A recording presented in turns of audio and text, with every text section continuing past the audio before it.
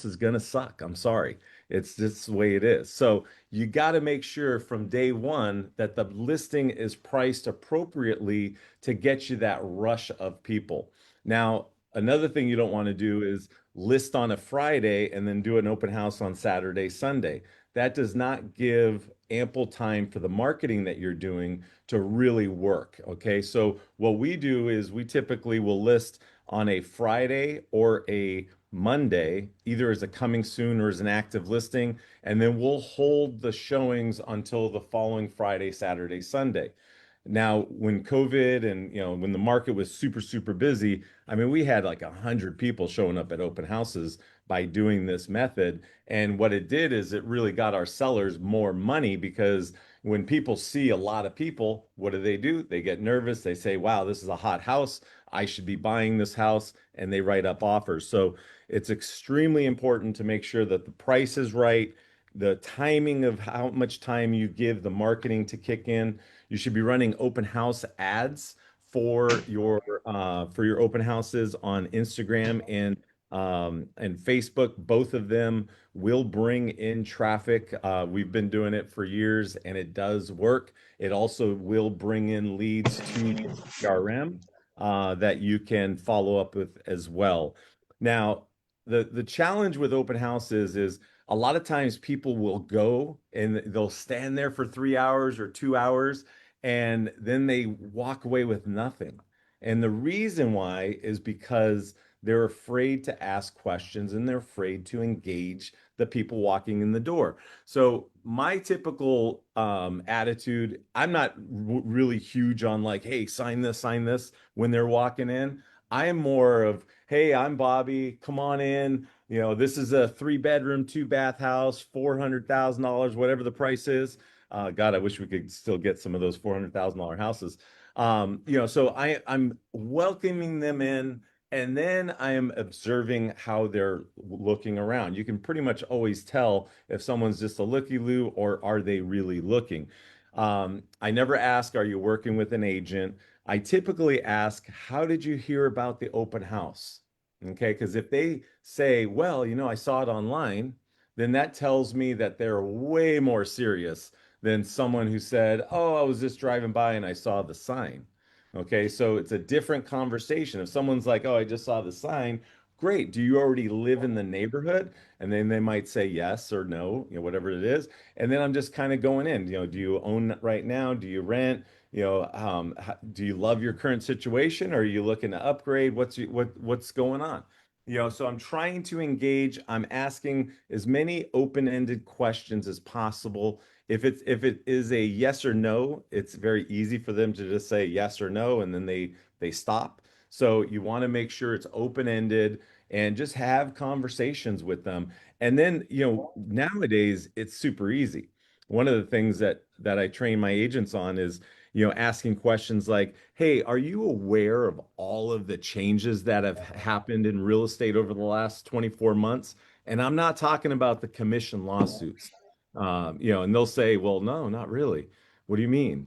Well, it's a kind of a longer conversation, but I'd like to maybe set up a time to maybe sit down with you. We could either do it on a Zoom, or we can have you come into the office and do what I call is a planning session. And I kind of walk you through all of the things that you need to know about what's going on in today's market. Because, guys, it is so different. I mean, you got hidden exclusive listings, some brokerages are doing. You got all these different things that are going on. And, people just don't know, the right path anymore. Not to mention, most people don't know, the pros and cons of the buyer broker agreement, why it's in their best interest to sign one. So, you just ask as many questions as possible. And, of course, they'll let you know if they have an agent. You don't have to ask that question. Now, the other things that you want to make sure you're doing is the prep before the open house. You can't just, throw it in the MLS and hope that a bunch of people show up. You got to go door knock the neighborhood, drop off flyers to the 30, 40, 50 houses around the neighborhood. That's going to get you a lot more traction. Uh, One of the things that we have when we're dropping off things, we talk about our trade-in program. So that way, if someone already owns a home in the neighborhood, they could just trade their house for the one that we have. So we've been able to do that sometimes. It's rare, but it does happen. And so bringing in those types of deals makes a lot of sense. Your signage matters. If you're only putting up two or three signs, that is not going to be effective. You got to have 30 signs if you want to really get a lot of people to your open houses. I know it's a pain in the ass to set them up. Nobody likes doing that. But if you want, you can find some high school kid in your area. It's not hard to find people to put these signs up for you. You pay what 20 bucks an hour for 4 hours a month. That's not that much money. So if you don't like putting up signs, don't let that be the thing that stops you from doing this.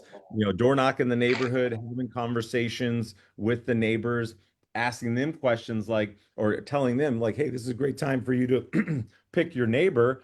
Do you happen to know anybody, or sorry, who do you know looking to maybe buy a home in this area? Because sometimes they'll say, well, you know what, my aunt was actually looking in this area, and so and then I'll ask for that phone number, and then give that person a call, obviously. Now, if you have time, mailers are effective as well. You can send out 250 mailers to the surrounding area promoting the open house. If you want to make it a mega open house, you can add taco trucks, ice cream truck. There's a lot of things that you can do to be creative. But again, it doesn't make sense unless you have, if like I would never get a taco truck unless the price of the house was exactly where it needed to be sold that first weekend. So, again, price really, really matters with open houses. Do them often. I know agents who, one guy in Vegas did 100 open houses in a row every single day he was doing them. And that built his whole career just like that. 100 days of open houses. He brought in tons of leads. And, this is in 100-degree weather. He's out there, 6'10" black guy out there in suits, setting up signs. So if he can do it, you can do it. That's all I got for you, folks. Thank you very much. All right, good stuff. It's funny because what I want you to understand when you hear all of us speak here today, we all have different ways of doing this. Because mine's completely opposite of Bobby's way, which is kind of funny. Yep. But they all work. And the real message is just do something, right? Go ahead, Mr. Lawson. You're up, Dave. Okay, well, my what I'm going to talk about is going to be half as much because Bobby just told half of it, right? Yeah. So, so here's a few things that I'm just going to remind everybody. There's doing an open house the right and the wrong way. I used to tell my agents, if you're going to do an open house, I'm going to fire you from the team. And they go, whoa, what do you mean? If you know me, I like to say crazy things, right, to get your attention. Everybody's like, oh, what do you mean? So I say, you're not going to do an open house to go on a Sunday to watch the football games. You're there to work.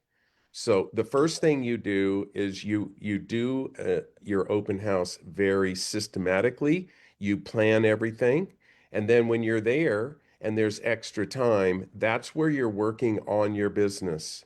You're not dinking around. You can use it a time to call prospects or do your lead follow-up or work on a project, but you're there 100% to work. Um, you always, every single open house that you do, it needs to be on Zillow and Redfin because those are the two, those companies pay and they're going to market it to thousands and thousands of agents. So, and people go, well, I don't want, if you're not at Redfin, I don't want to be marketing on Redfin. Get that out of your mind. What you want is traffic. Okay. The other thing is 2 or 3 days before you should have door hangers and you say, hey, I'm doing on Wednesday or Thursday, you walk the neighborhood, you can knock doors or you can just have somebody, even a kid, put 250 door hangers in the neighborhood.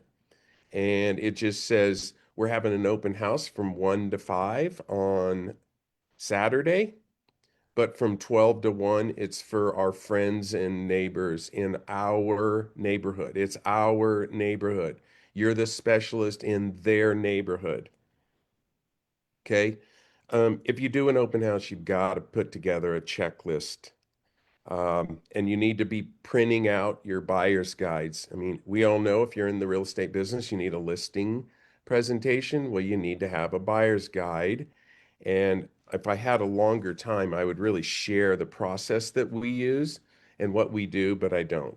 But we have a buyer's guide, and every single person that's going to walk through that door is going to get a buyer's guide. You need to be prepared. You need to know the market. You need to know the homes.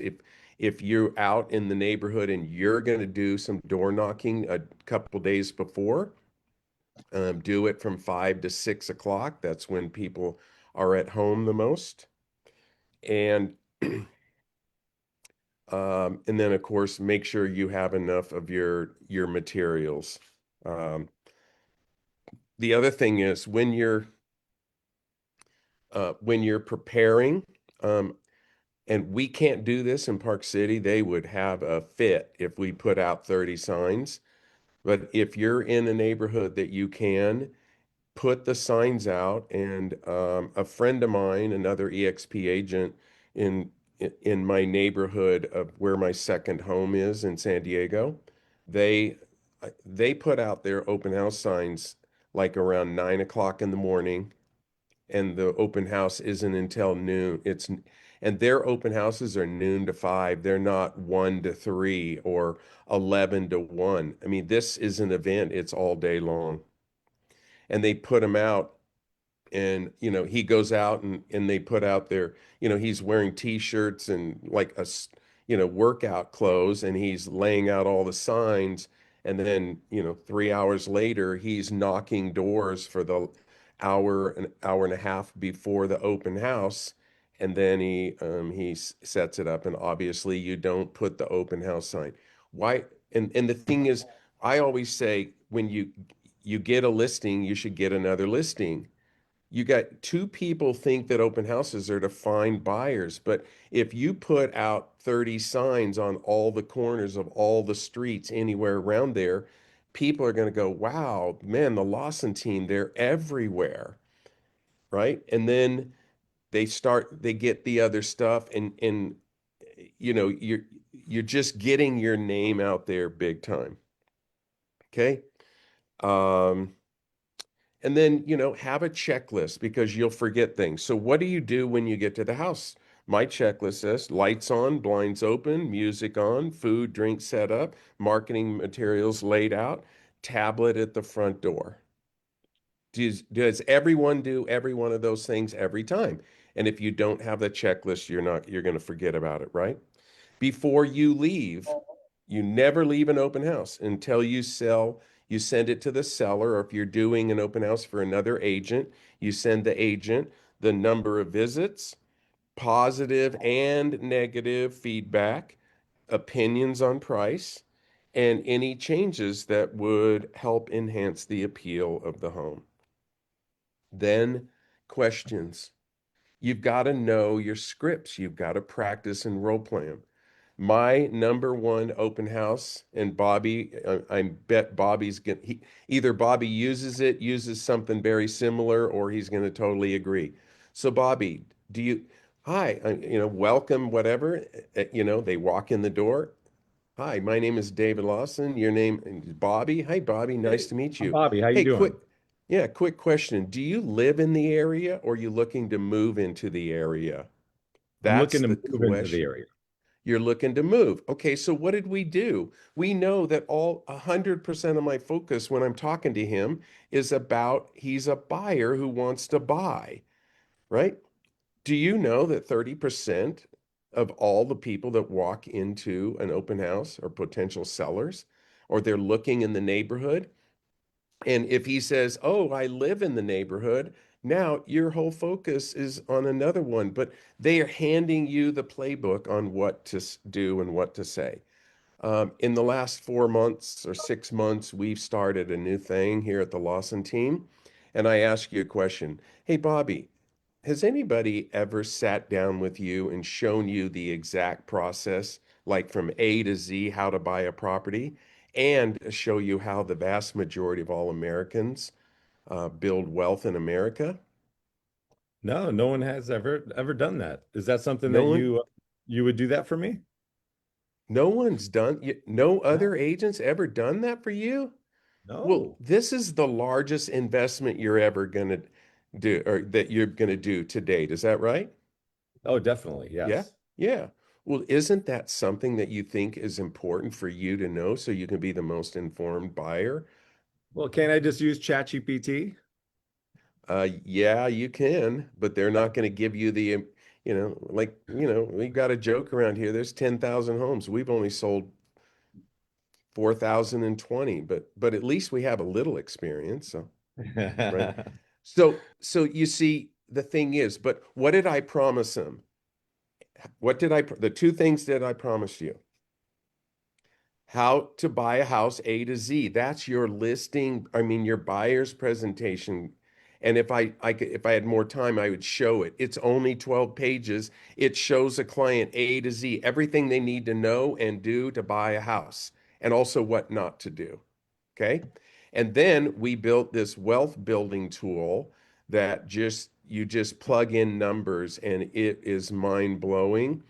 And I really want to share that with this whole group, but it literally takes about 25 minutes to present it. So I'm going to skip it.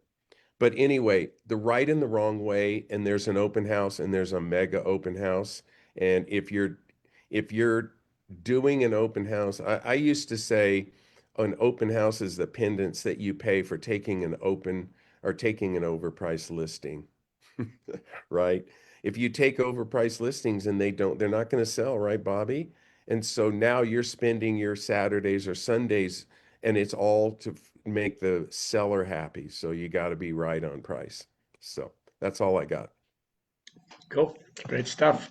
Yeah, I love this because everybody here is like such a great wealth of information. Every time I come on this call, every week, I'm like, I should go sell houses again. And then I'm like, nah. uh, Dennis, you're up, bud. Okay, good morning, everybody. How's everybody doing this new year? Okay, so I have a bunch of bullet points. So for experienced agents, new agents, take out pen and paper and get ready to take some notes. So I built my career mostly, me and Pete Middleton did, for when we first came to San Diego on open houses. It's the best way to make money. So you want to treat it almost like a mindset where if you skip an open house on a weekend, you feel horrible about yourself. That's the attitude that we had. We would go into Moondoggies here in Pacific Beach, Bobby Martin's, and to watch football games. All our buddies are watching football games, and Pete and I would walk in with our suit and tie on, and they're looking at us like we're like cavemen, right? Like, what the hell are these retards doing? Excuse my French, I shouldn't say that. But you know what? We're out there driving Mercedes and they're driving Toyotas. So the reason why it works is because we did the work, right? So you have to treat it like a job. So, and I didn't mean to say that, I apologize. Saturday and Sundays, guys, you want to do Saturday. If you're just starting in a business or you have no business going on, you want to do them. I would do them 7 days a week. No kidding. Like, honestly, like Bobby, you were describing that person in Las Vegas, 7 days a week, but at least Saturday and Sunday.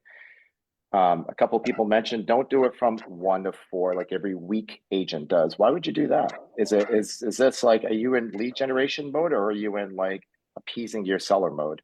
All right. So if you're in lead generation mode, do it from 10 to 5. Treat it like a full day of work. Then take off Monday and Tuesday if you need to. But Saturday and Sunday, do the work to generate leads. And you could take those 2 days off during the week at some point. Okay. So Saturday and Sunday, 10 to 5, put out signs like Dave said, 9 o'clock in the morning. Get them out there. At minimum 15 signs, okay? Preferably 30 signs. If any of us have ever driven down to Florida or in South Carolina and you see the fireworks signs, what do you see? Every mile you see fireworks 10 miles down the road. Fireworks 7 miles, fireworks 5 miles, fireworks 2 miles, fireworks 1 mile, fireworks 500 feet away. By the time you get there, you're like, holy crap, I need fireworks. Well, do your open house signs like that. Put out 30 of them. Plow them everywhere. I'm going to show you what we did for a long time that worked great when we were doing foreclosures. We did a sign that looked like this. They're very cheap. Take a picture of that screenshot. Cheap bandit signs. And what we do now is we do Well, there's two ways to do it. You do branding, right? Which is probably preferable, but you can also do this, and you would do open house at the top, and then at the bottom you would put free list of area homes. I learned that from Brent Gove. Okay, so free list of area homes. We'd have people coming in that weren't really looking for that particular house, but they come in and say, "Hey, I saw that free list of area homes. Can you give that to me?" Sure. Sign-in cards. So there's a different ways of doing it. Bobby, you don't like to do this. I do like to do that. So I have 8.5 by 11 sign-in cards, and I have people sign in. First, you have to do it in a certain way, and that's a longer conversation. And we could do that maybe at a deeper level sometime, Mitch. But I would get their information, okay, and then what I would do is as I speak to them, I would never. I'll talk about that in a minute.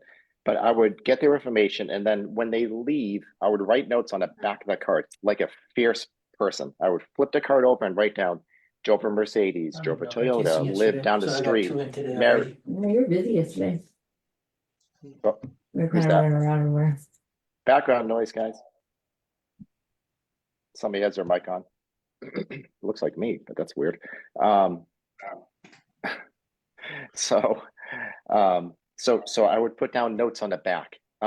Pregnant woman, single guy, single woman, whatever. I would put down notes, because what's going to happen if you do it the correct way, Saturday and Sunday, put a lot of signs, do this consistently, like your life depends on it, which it does, you're going to end up getting a stack of index cards like that.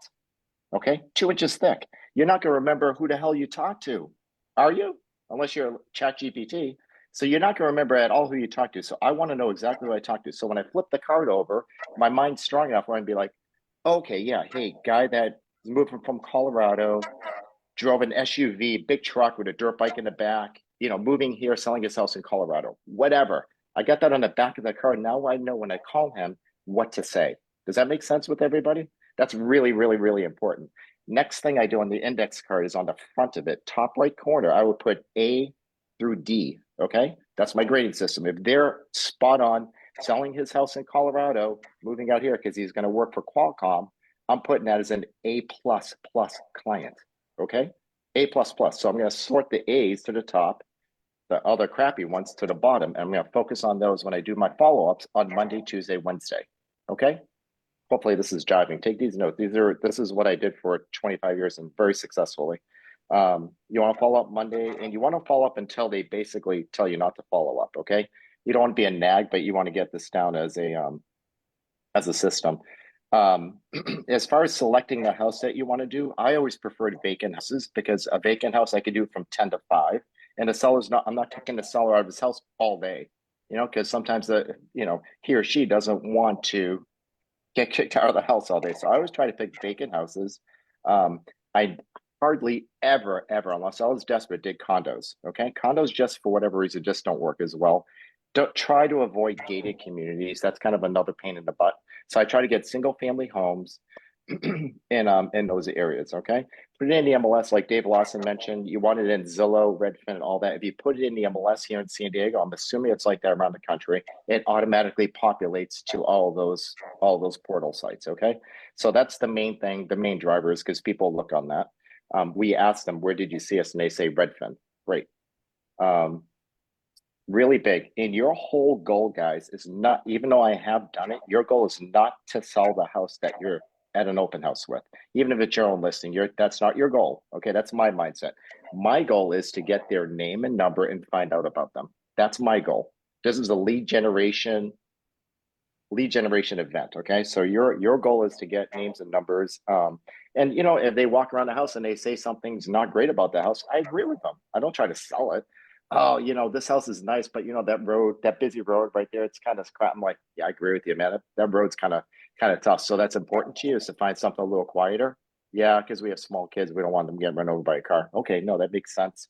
And just kind of go along with that. So those are my tips, you guys. I mean, if anybody's trying to get their business really, really taken off, just do open houses, and don't do them from 1 to 4. Just don't.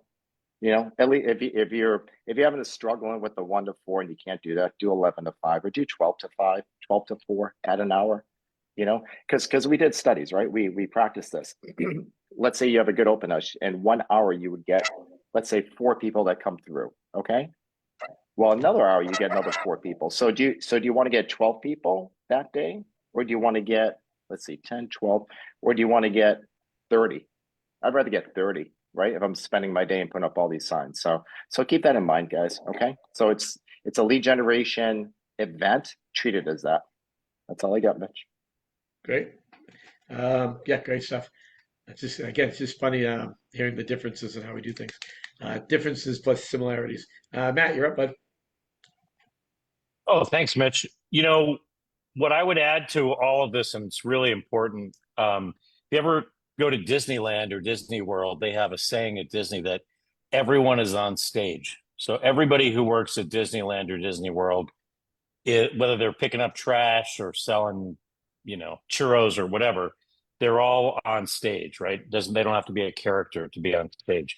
So it's really important that when you do an open house, your job is to make an impression on the people that come into the open house. And if you do it right, you will have people that reach out to you afterwards and say, "Hey, Bridget, I met you at an open house last weekend, and we were so impressed by you that we're wondering if you could help us find a home."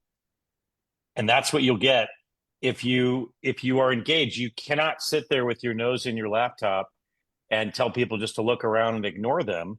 You're totally wasting your time, right? So really, really critical that you realize when you're doing an open house that your job is to be engaging with all the people that come in and talk to them and ask them questions. And Dennis, speaking of Brent Gove, he has a great line. I think he asked people, which local agent are you working with or something like that. And even if they give him a name, he says, well, there's no rule says you can't work with two. If I find you a great property, would you go through me? And they go, what do they say? They go, of course. Yeah, of course. Right. Because most of these people haven't signed anything with anybody. So I also agree with doing them longer than just, I have an agent that I sometimes give an open house to. He wants to do them 11 to 1. So I would do them longer. And the other thing is also, Dennis, I think you mentioned this, you don't just have to do them on Saturday and Sunday. You can do them on weekday afternoons, midday. A lot of people work from home. I mean, you can get lots of work done when there's nobody in there. Think about if you've ever done like online marketing to generate online leads. Think of what the conversion rate is for an online lead. It's horrible. And all you're trying to do is get that person to call you back so that you can hopefully get in front of them and make an impression on them. Well, with an open house, they're walking in off the street. It doesn't cost you a penny. So open houses, one of our newer agents asked me the other day, he said, I really want to meet my goals or beat my goals for 2026. What's the number one advice you could give me? I said, you should do tons of open houses. That's what you should do. So, and then also very important that you do have something to hand out to them. Like if you do any direct mail, sometimes you can have a direct mail piece. Like I give people my monthly magazine that I hand out because it's 32 pages of propaganda. But you got to have something to give them. You also got to get their information, have them sign in. All you have to do is say the seller requires it. You got to sign in. That's it. The other thing you can do is sometimes what I do is I'll use my phone and I'll say, hey, I don't have any flyers, but I can text you all the information on the property. And they go, oh, cool. And they give you your number and then boom, you got them. So that's all I got to add. But open houses it's so old fashioned and antiquated, but it still works. Right. But you know what's funny, Matt, and everybody out there? Old school still works. Like so many people are tied up. I'm in the middle of writing a post on this. One of our local realtors died yesterday, the day before it. He's probably in his mid 80s. And I met him 20 years ago. So when he was my age, I met him. And I can't believe I'm that old. And it was interesting that still today, sphere of influence and open houses is still the two best ways to generate business for anybody. All the AI stuff is great. All this other stuff is great. But those two ways and of door generating knocking. business, And door knocking. We've got an agent in Carmel Valley who who's been around forever. I mean, he's probably been in the business. He'd been in the business forever when I got in the business. So he's got to be in the business 40 years. That guy still goes out. Everybody knows what I'm talking about. His first name is Richard. But that guy goes out to this day, 5 days a week and knocks on doors. Gets incredible exercise. It works. If you do it, you just got to do it. We have a local agent here, and everybody, like when I brought her on, this is back when I had my brokerage, and she's like, "Well, brand new, very, very awesome person, but if you met her, you would think she's a little flimsy. Like you would think she's an airhead, and she's not. She's super smart." And she says, "What's the one thing I could do that nobody else will do?" I said, "Door knock." And she went out there and within 2 years was the number one person in the office. And she's the number one person at the Remax office she's with now. Pretty funny. From door knocking. That it, Matt? You done? Yeah. Bridget, what you got, girl? Hey, good morning. So many good things were already dropped here. From, obviously canvassing the neighborhood, inviting the neighbors first, just all those points are fantastic. And so I'm going to double down on Dave Lawson's question, because I find that when people, especially when people are new, it's very awkward to start a conversation with a buyer that walks in the door, someone who comes to see the open house. And so I like Dave's question. Do you live in the area or are you looking to move here? I love that. What I do is I always ask, and it's just so natural, is, "Hi, welcome in. Did you see the house online or did you come in off the open houses or open house signs?" And that lets me know the buyer's intent immediately. They actually saw it online and drove down to see the property. That means they're interested, right? So then it's natural for me to say, "Okay, you've seen a little bit about it, walk through, let me know if you have any questions." Just keep the conversation flowing. But it is such a great icebreaker to just so natural to ask them, "Did you see it online or did you drive down?" And now I have information. They're interested in the home. And then a great follow-up question is, do you live in the area or are you looking to move into the area? Because that starts that question on, do they currently own a home in the area? Where are they coming from? So those are two just great icebreakers. Again, everybody has just laid down so many processes that are so important. Buyer guide. I need that buyer guide, David. That's just tremendous to have. Send them away with a blueprint is key. It's going to just set you above every other agent and every other open house. So I know, Mitch, you have an incredible open house process. And so again, so many things were already covered by everybody here. And that's what I would recommend, especially to a new agent. You got to get your signs out, everything that was covered. But I built my career on open houses as well. I can name you 10 friends of mine right now that I met in an open house and have literally become family. And I just met them because they walked into an open house. You need to get people's information as well. Sometimes, in the past, it's been hard, like, "Oh, will you sign in?" People don't want to get their information. We live in a really crazy world. Man up and tell people that you want that their seller wants them to sign in. They want to know who's in their house. Like, it's just easy. They own the home. They're inviting them in and they have to give their information. That's reasonable. There's diseases, there's robberies.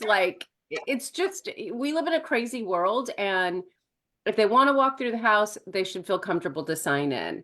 And so don't be afraid to do that. And obviously having it go straight into a CRM is great, but if it's old school with a notepad, then our little sign in open house book, but do it, and do it for the protection of your seller, because we really should know who walked through their house. So just put the blame on the seller, get that, and be authentic and natural. You don't be weird. People, especially newer agents, it is, Matt, it's like being on stage, right? And and we are working, but then people freeze up if they don't, you know, if they're just not as charismatic as Bobby Martin's, like, then they're just gonna freeze up. But just so be natural and just ask, you know, whether it's, hey, do you live in the area? Are you looking to move in? Or it is, you know, did you see it online? Or did you just come in off the signs? Because that gives you data that they came to see the house and you know you have a potential interested buyer. And again, don't try to sell them this house because it might not be the one. You're collecting information on what are their needs. This is all about them and their needs. You're not going to shove this house down their throat. You need to tell them that. What are you looking for? I realize this isn't the one. You know, and what can I help you find? I have homes that are coming on the market that are off market. So just make it all about them. But don't follow them in a cringy way. Just be authentic and be natural and be relaxed. People want to work with people that are relaxed and fun. And then, you know, all the other lists that everybody's given on this call has just been totally powerful. But that would be my advice, just as that icebreaker. Great stuff. It's always good. Who do we got next? Karina. Hi, Karina. Hi there. Happy New Year. Here. So I have a short list because I think that most of the things that I wanted to talk about were covered, which is fantastic. But a couple things. I'm going to go back to some free things to do to market your property because I don't want to sit there and have nobody come in, even if I put 35 signs up, which I do love that idea. However, we have this thing called a cell phone and we have a camera on here. When I go in to get my house ready, I am already putting short videos on Facebook Live and passing it out to all of my other social medias. And they're teasers. Come check out this giant refrigerator. Check out this. You could put a small family in this walk-in closet. You're going to want to come out and see me today. I drive people in with those little videos. And it's crazy because by the time I'm done through the day, I've done little short pieces around the entire house. And it's so easy because now I can put advertising on that later. However, let's go into the other free things that you can do to market that house. There's something on Facebook called open houses, and I will promote it through all of Florida because I'm in the Space Coast. I don't know who's coming or going. And then maybe someone who's thinking about selling a house has called me before. They're like, hey, I saw that you had an open house in my area and I'm thinking about selling. Can you come over and give me tell me what my house is worth? So you can definitely make it both ways. It depends on the people calling you. But I also have a ton of Miami agents that have hooked up with me because I've marketed my properties in Miami and we're much cheaper than Miami and they're migrating north. So it's a great way to meet other realtors and get their business over and over again. I have one couple, they brought 15 different customers to me over the years. 15 off of one open house mention in Miami on Facebook. So it's amazing. So the next one is let's see, the open house pages and then all over your state. And then also when I do have people in my open house, I take it away from them. I was trained at 16 through 19 selling timeshare. I know how the takeaway works. I also am a mom with kids that are now grown, and I know what happens when one kid has one toy and somebody else wants it. So I take away the open house from them. We walk the house. You are definitely always on stage, not just in open houses, by the way. We're realtors. Leave your problems at the door and get into the mindset that you are a realtor and you have to be charismatic at all times. No matter what's going on in your life, it doesn't matter. What matters is you're with the customer and you have to make them feel great and special. And you also have to do your job selling the property. So in the open house, I'll say to them right away, I go, yeah, this probably is not going to be the house for you. And they're like, why is that? I go, well, because I've had so many people come through. They might be the only ones that have come through, but I'm telling them that I have a lot of urgency on this property, but I don't know you, so I don't know if it's really the right house for you. So how about you tell me what you're looking for in a house before we walk through the house? And then I already have their lists all written out, just like Dennis says. I write I'm writing right in front of them. So they see that I'm scribbling things down, and they like that because they now feel like they're being heard. Most people do not hear their customers, and the customers are really frustrated that way. Yep. I used to teach my kids, people don't feel like they've been heard or listened to, and it's two that you have to do, right? They want to be listened to, and then they want to know that you heard them. So by writing in front of them makes them feel like you are really paying attention to them. The other thing is that when they're all done looking at the house, I don't ask them if they like the house. And I do this with all my customers, not just open houses. I ask them, what don't you like about the house? Everybody's so scared to find out the negatives. Well, how can you possibly help someone get into a property if you don't know the things that they don't like? I could care less what they like. That stuff will be easy. The hard part is getting to find out, well, Karina, I really Yeah. don't like this house because I have 6 grandkids and it doesn't have an open kitchen to the living room, and I want to make cookies with them while we're watching Christmas movies. Okay, now I know what the wife wants. The husband wants 4-car garage because he's got multiple cars and he likes to tinker when the wife is making cookies with the grandkids. Now I know what they need. Then I say, well, this house is definitely not for you, but I have a house that will fit perfectly for you. Can I represent you on that house? And they always say yes. Nobody else is thinking about that with them. If it's too close to a highway and they have a noise problem, you will find out. You'll know exactly what to go look for them if you ask the clients the tough question, what don't you like about the house? And that is a very easy closing statement to your client without them feeling like you're closing them on something. Because now you're getting to know them the way you need to know them. Everybody can say, I like high ceilings and I like the colors, but what don't they like? Because that's the stuff that's going to stop them from putting pen to paper to sign on your contract, whether it's your open house or any other house that you're showing. So I'll leave it there. Cool. Awesome. Great stuff. Gail, how are you, my dear? Get this in there. Hello. Hey, everybody. Happy New Year. Well, hi, David, Hi. Dennis, Karina, Maddie. Oh, wow. Bobby with hair. I got to be Pete Middleton here. Nobody has hair like Bobby. Here we go. And nobody has hair like Mitch. So anyway, I just kind of jumped in. I'm like, you may have seen me running around because I'm like, what are we talking about? Oh, open houses. So I kind of grabbed a couple of things that I do at open houses in my office, right? So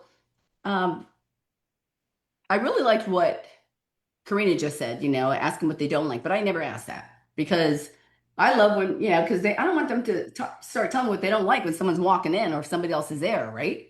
So my whole thing is objection handling. So I think the number one issue at an open house is how do we get their information without being weird, right? So I have a gal on this call. Her name's LaDonna. She's on my team. She's one of my right-hand people. And she's got 3 listings from her open houses, right? She's like phenomenal.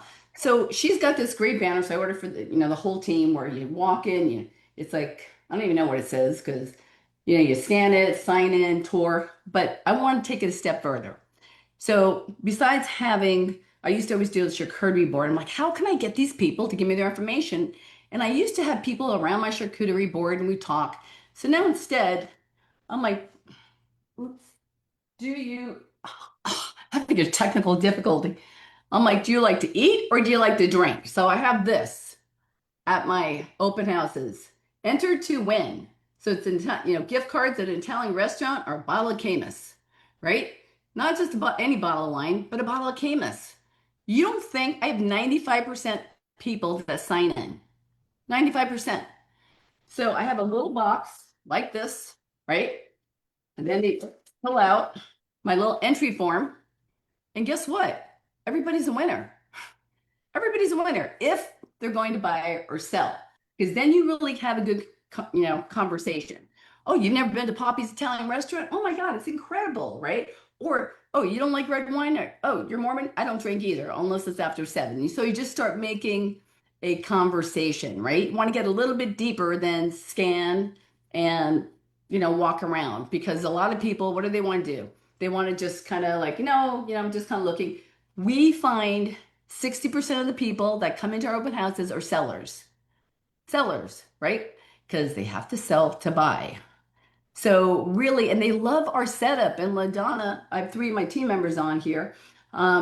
We love I mean, she would just have it so decked out. And she's one of those husbands that sets everything up for her. My husband sucks. He doesn't do any of that shit, right? I got to do it all myself. I'm like, he puts her signs up. So, we put like, big white signs. You've seen my big white signs, right? So it's not like just those little signs that, you know, blow in the wind, a little arrow, open house. That's an opportunity for branding.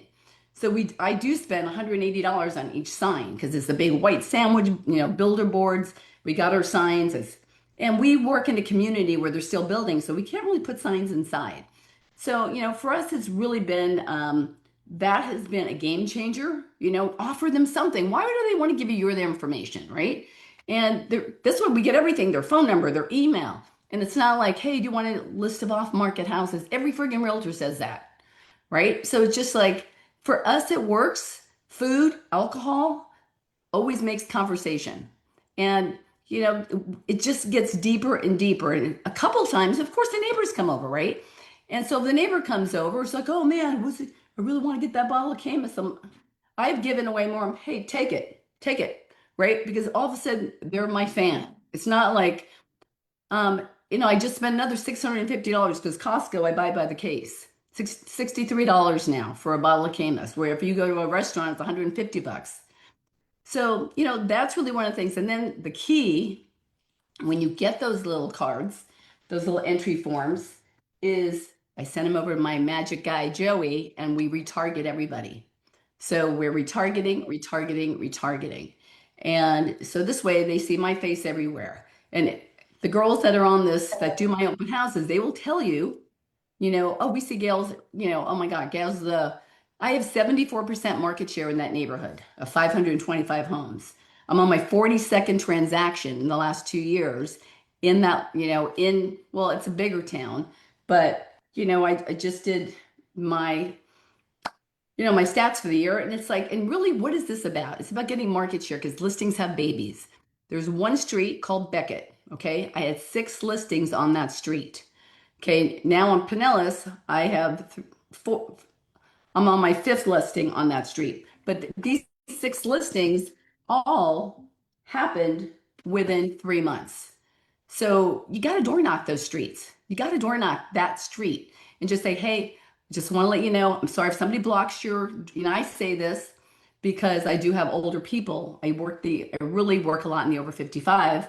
I say if somebody blocks, the driveway, I'm doing an open house or something like that. And 2 times when I've done that, and to be honest, I don't do a lot of open houses right now. I used to do 4 a weekend because I'm so busy. My YouTube is blowing up right now. So I'm so busy, but I bring in my own YouTube buyers to open houses. I try to give it to my team. But I just say, we don't want to block your driveway doing an open house because you want to just have your face. And a lot of people come into my open houses looking for me. So I may, I like to kind of show up a little bit. But the other thing I do at open house is very, very important. I look at all the competition and I call them, right? And I go, what time are you doing your open house? Well, I'm not doing one. Well, why not? I said, why don't you do your open house? I'm doing mine 11 to 1, and then we could send people back and forth, right? Because we want to have traffic, and that is really important. And I have talked to quite a few sellers that hired me as a second agent, and I said, I called your agent. He said, open houses don't work. But I will tell you, they work for me. We get 25% of our business. Well, I think it's like 27% of our business. The gal that's been working for me for 11 years, she's a numbers girl. I always say math is the path. So that's an opportunity to absolutely, and sometimes, like if I have like I have 14 listings coming on right now, 14. I cannot do 14 open houses every weekend. So then depending on my listing load, I'll say, we only do the open houses first 2 weekends, right? And so then I set the expectation. Because this way, if somebody does call me and they want to do an open house, my seller's not expecting us to be there every single weekend, right? Because I just say all of the momentum starts the first 2 weeks. But anyway, that's all I got. Cool. Good stuff. All right. I got a couple of minutes here and I'm gonna go down through as much as I can in my open house program. So I'm completely opposite of everybody on this call. I don't do anything. Yes. I don't do anything that anybody does here. Don't agree with it for me, but it's all about what you guys think about for you because it's not my business that you're running, it's your business. Firstly, I only do vacant homes. I would never do an open house at a home that's not vacant. And there's a reason why you'll hear this all tied together in a minute. I actually got 5 minutes to speak here, which I never get. You're just like, all right, I got 35 seconds. Uh, when I first got in the business, I was doing every Saturday and every Sunday. Today, with the technology, today I would be in an open house every single day if you have nothing else going on. Why would you be sitting in an office or sitting at your house when you can sit someplace that somebody might come to see you? Okay. When I do an open house, well, first of all, when they walk in the door, the first thing I say, and Matt, you kind of touched on this, but I've been saying this for 24 years, is which realtor in town are you working with? The reason being, and by the way, I'm opposite. I won't take a customer from somebody. Um, I've just had that done to me, so I've not done it. But most time when you say that, almost nobody has a realtor. You say, "Are you working with a realtor?" Everybody says yes. Okay. I do not advertise open houses. I don't want 30 people coming to my open house. I want 6, maybe 2 or 3 or 4 or 5 couples max. And there's a reason for that.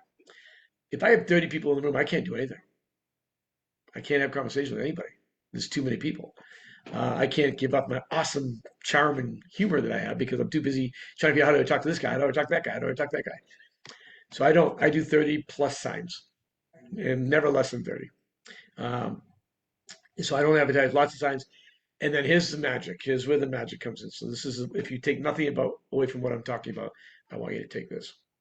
I always had, well, first of all, I did 10 to 4, right? But I told the consumer, and again, it's a vacant house, so I'm not off putting anyway. I go, I'm going to do 10 to 12. I'm showing property in the afternoon, but if something changes, I might stay there all day. My only goal of my open house is to leave my open house. I don't want to be there all day. I want that one buyer that's buying now. So here's my conversation when someone comes in. I have 2 more homes that I've already talked to the listing agents for that are vacant within a mile or so of these areas. And I get permission for an open showing, meaning I can show that property anytime during the day, as long as I don't walk in on somebody else's showing. Now, 4 or 5 years ago, 2021, you couldn't do that. Homes are selling in 6 minutes.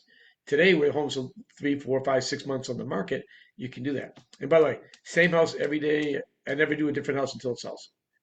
I want that house. All my listings my first 2 years came from my open houses in one neighborhood. All my business came from one. All my homes I sold were in that area in Merritt Island. So anyway, so here's how the line goes. So someone's coming through my open house. How'd you like the house? It's okay. Is something you want to make an offer on? No. By the way, I've never once sold a house. I never sold the house I was doing an open house at ever. And I've done hundreds and hundreds of open houses. So do you like the house? Yeah. Is this the right price range you're looking for? Yeah, this is the price range. I got 2 more homes down the street that are for sale. Would you like to go take a quick look? 80%. And I tracked all this stuff. 80% say yes. I put a little be back in 30 minutes sign on the door. I take them to the first house. Now, my only goal of these 2 homes is to find out if they are pre-approved and ready to buy today. Now, however, you can't just blurt that out because you don't sound good. So I talk about their family, right? Because I think if you get down to a personal level with people, you're going to get a lot more sales. Which, by the way, I've sold a lot of homes. And then, by the way, even when I was selling 80 homes a year, I did an open house every week. Every week, I just took a quadrant of time to do it in. So now I'm in the second house, and I found out now they're pre-approved and ready to buy. My line to them is, you guys seem like really good people. I'm just about to finish up my open house. Would you guys go look at more homes? Almost everybody says yes. Now they're my customer. That's how I sold so many homes consistently from open houses.